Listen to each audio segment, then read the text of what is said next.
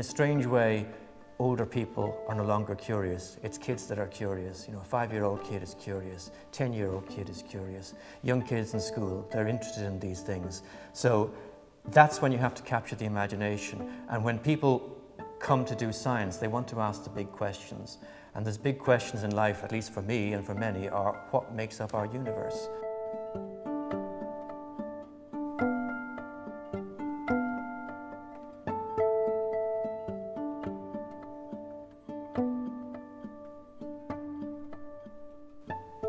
The ultimate question that we're trying to answer in our research is what makes up our universe?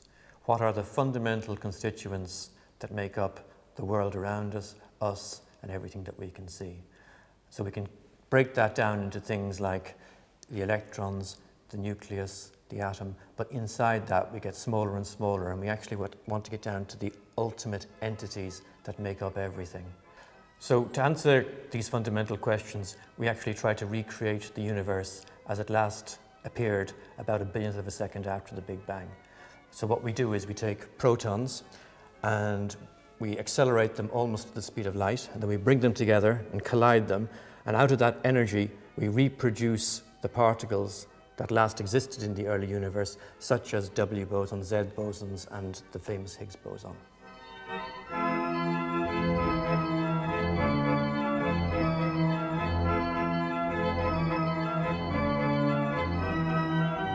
You make some connection in your brain between one thing happening and the other thing happening, and you say, but they're linked in some deep fundamental way. And that kind of Eureka moment, if you like, the old Archimedes jumping out of the bath and going, I've got it. Whenever you get that sort of thing, that's a wow factor, that's fantastic. And just occasionally in your career, you make these connections, and that's such a deep, fundamental, satisfying moment.